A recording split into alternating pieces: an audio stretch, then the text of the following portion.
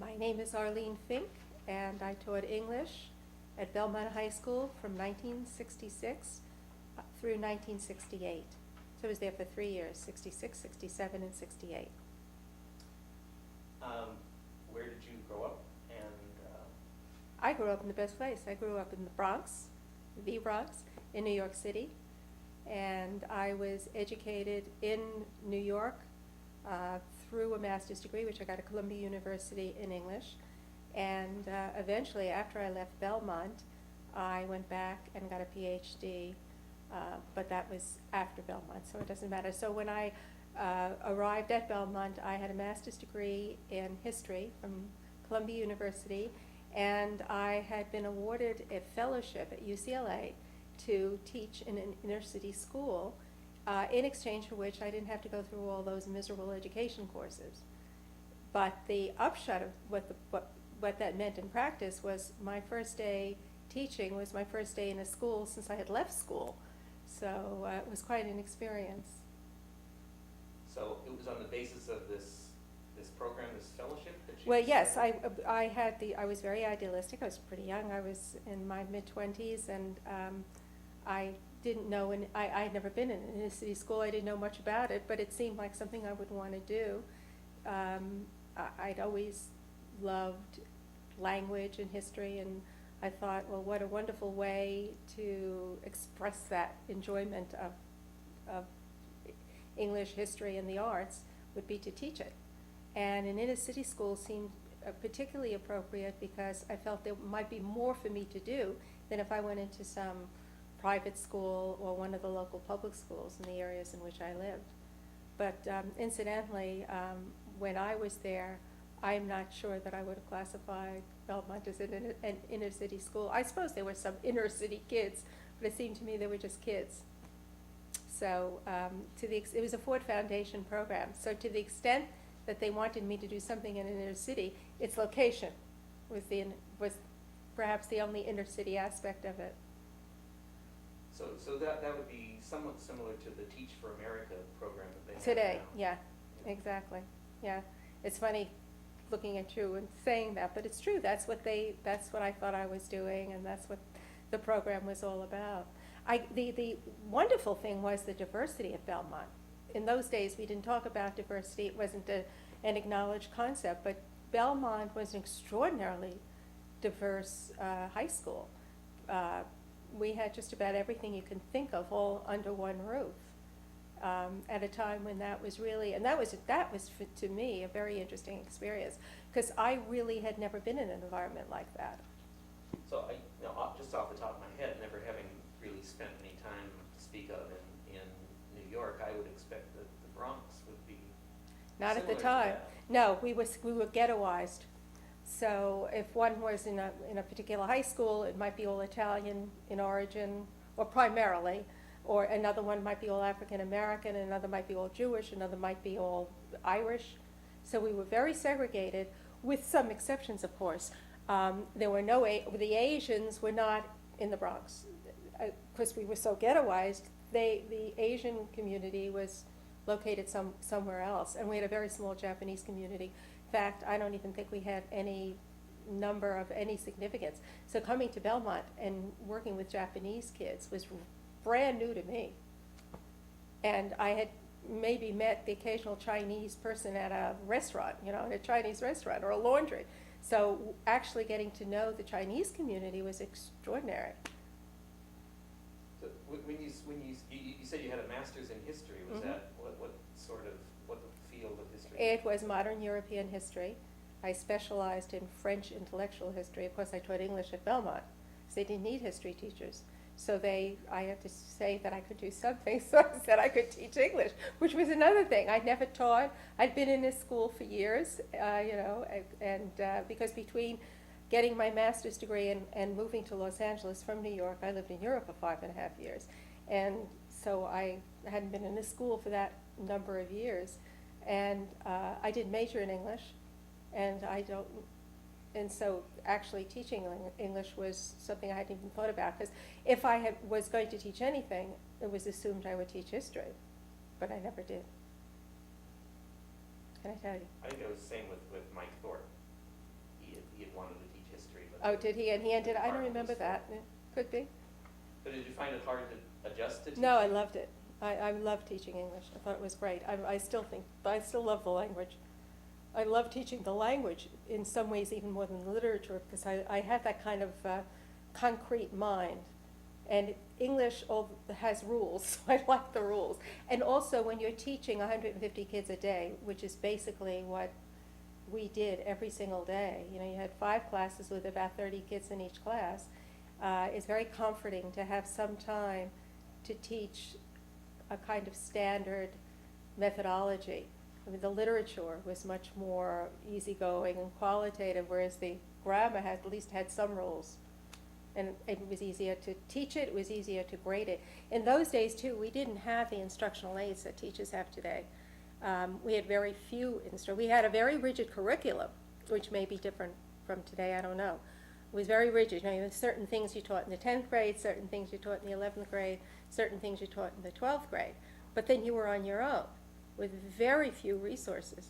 So, and they would say, well, we'll give you 3 10th grade classes, so you don't have to have, you know, 3 10th grade classes and 2 11th grade classes, you only have 2 preparations. But that was completely untrue, because each class was different. And at Belmont, where you really had a diversity of cultures and abilities, it was impossible to say, okay, I'll teach all my 10th graders the same thing. That would have been nonsense. So it was very hard, very challenging. But I loved it, really loved it. So the next question we're asking everyone, but Okay, shoot. how did your relationship with students at Belmont change My over the life? course of your whole 3 years there? Well, it did change. I loved the kids. I really did. It matured me tremendously to be, you know, I was a kid myself, and to be responsible for all these kids and their education. I mean, you can't mess that up. If you teach the wrong thing or do the wrong thing, you're messing up lives. So it's very intimidating. So it really gave me, I think, an added sense of responsibility that I think had I gone into anything else, I might not have had. I mean, there are other fields like that, like social work or medicine and so on, where you're responsible. But I wasn't a very responsible kid, so this really, really changed me. Because you couldn't, I think that's one of the reasons why I was happy in many ways to leave teaching, because the responsibility was awesome. And I didn't think I particularly wanted that responsibility. Did you find any of that really frustrating in any part of the No, it was just very time consuming. What I found frustrating was, and every teacher in the world has complained about this, I don't think teachers, the work is enormously difficult. And you're simply not appreciated. That we got, the amount of money I made was pitiful, absolutely pitiful. I don't remember what it was, but it was really pitiful. I think it was more pitiful then, because we weren't unionized and we didn't have anybody to speak. We had just started to be unionized. I joined the teachers' union the last year I was there, in 1968, I think, or maybe it was 7. And by the way, that created a great deal of dissension among the teachers. I wasn't the only one.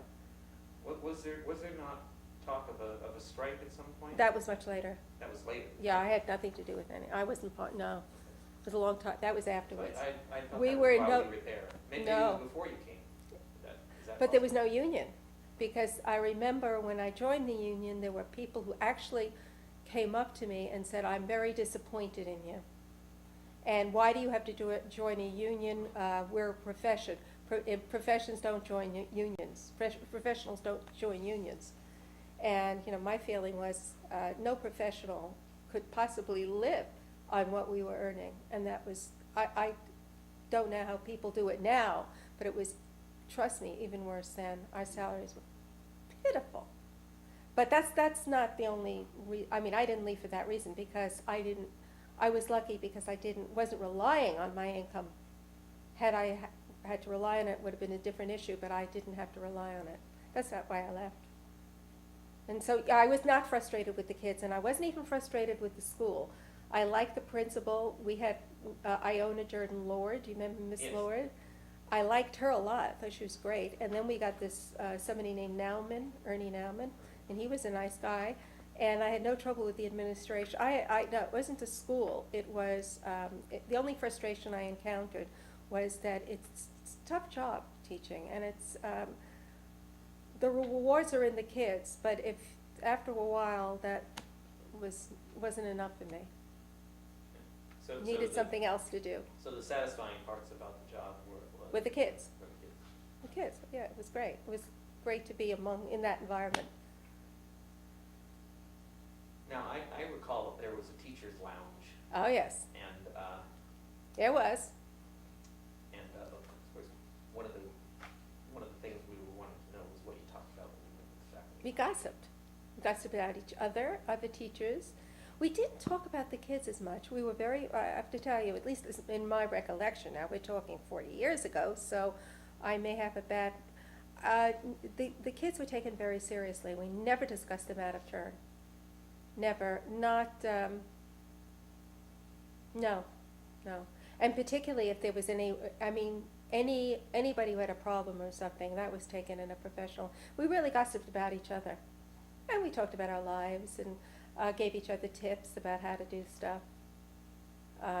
Yeah, my big thing was I could never decorate my room properly. Not very good at that. And that was very big in my era, to have a nicely decorated room.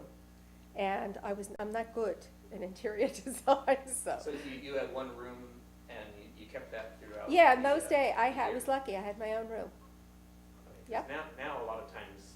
You change teachers rooms. move, particularly if they're. Nope, I in their had first my couple own of room and the years. kids came to me. Yeah, that's right. It was my very own room. Diana's very good at bulletin boards. There are certain people who I almost failed, I really did, I almost didn't get through. If it wasn't for Mrs. LaFont helping me, I might not have passed my student teaching thing, because I just had, I had I couldn't do that. Put letters up and posters of William Shakespeare, couldn't do it. So did your first year constitute your student teaching? Basically, yes. Mrs. She was LaFont your- was my supervisor, my mentor, and I would talk over with her what I was going to do. But she trusted me, and she basically left me on my own and let me come to her. So I just did it. Just followed what was in the book. Hoped I was one step ahead of you. Well, you had us convinced. I guess I had you fooled. Well, no, 1967, the end of 1960, summer of 67 was the year that It was a lot Woodstock, of wasn't it? the old buildings came down. The Campanile was taken down. It's also the year that Iona Lord left. Left. Even if you'd only been there 1 year, did it strike you that there were differences in the way that the campus felt, or the school felt, with the Campanile than it did without? Not to me. I guess I wasn't there. I wasn't vested enough in that. No, I didn't notice any change. Okay, architecturally aside then, 1967, there are a number of political things going on, Yeah. social and political things. There was the 67 was the Summer of Love, and the year, There was Woodstock, right? Yeah. more or less, yeah. And then in 1968 there were the blowouts in East Los Angeles campuses, and that affected Belmont. Didn't affect me. I was also relatively new to Los Angeles, and I don't think I really understood the whole neighborhood concept.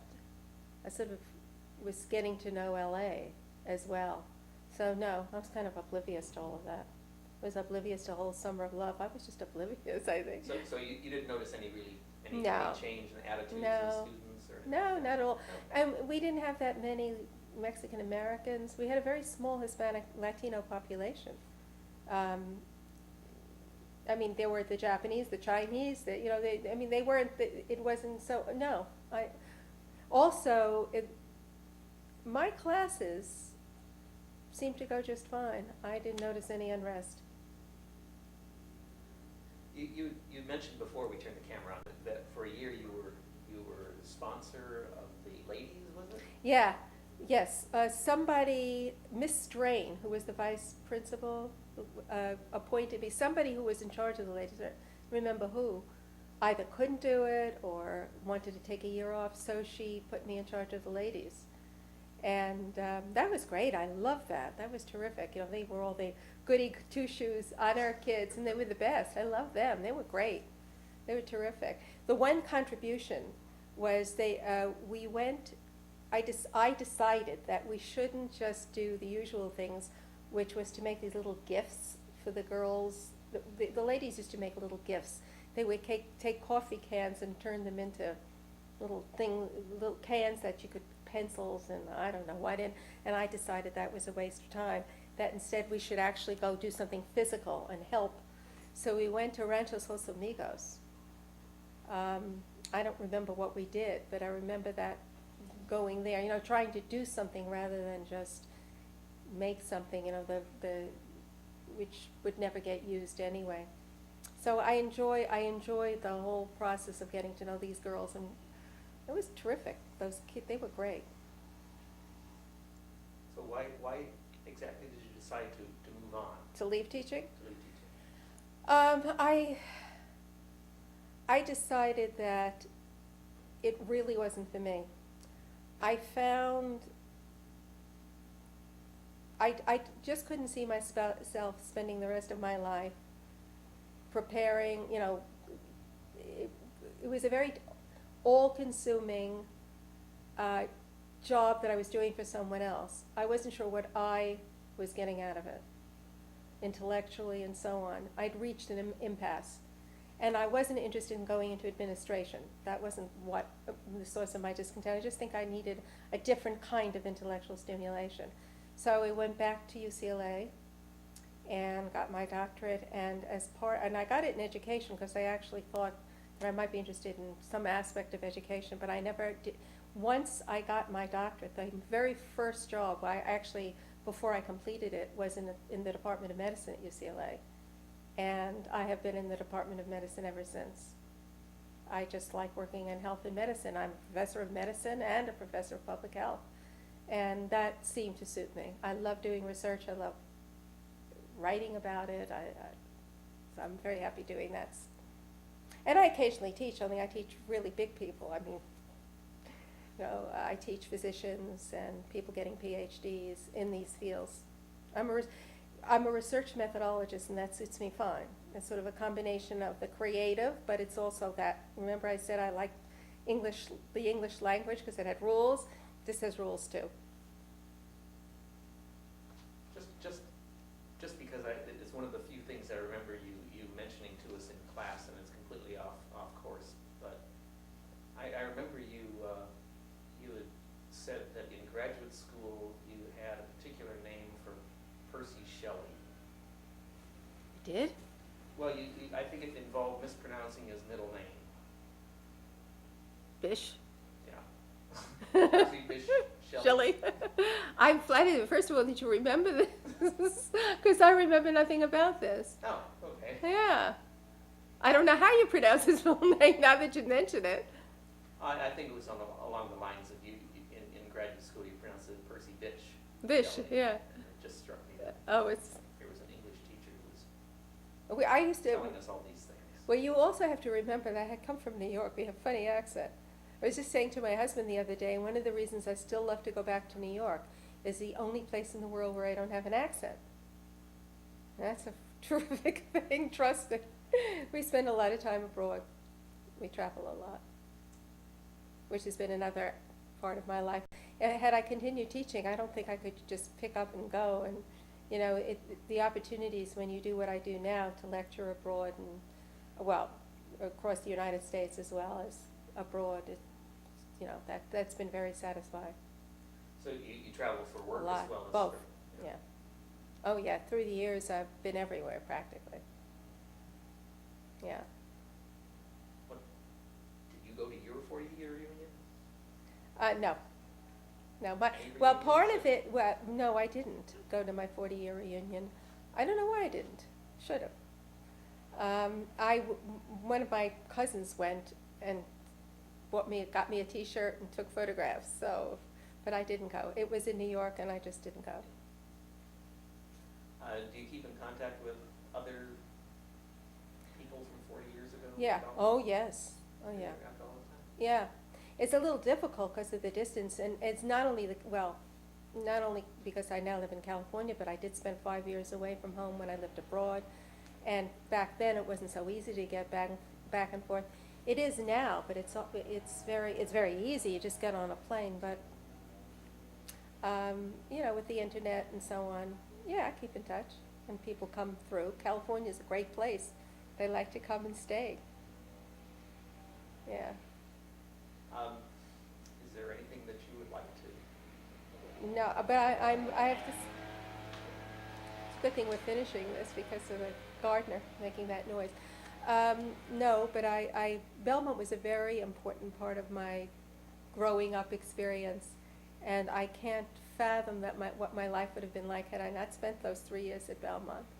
And I remember so many of the students and so many of the teachers. I'm amazed because it's not, I don't think about it very often, but I do remember quite a few of them because it was such an important part of my life. And the kids were terrific, and as I said, I didn't leave it because I didn't like something about it. It's funny, my leaving had nothing to do with Belmont. It had to do with me and what I wanted to do with my life, and that's why I left. But my memories are excellent. It was a fixed in, I think it's a almost a frozen in time because the school, all the history of the school since then has been rather erratic, to say the least. So we were very lucky. We were there at a very good time. Well, most of us only spent 3 years there. 3 years also. anyway, right? Yeah, and went on. You went to UCLA, right? Yeah. Yeah.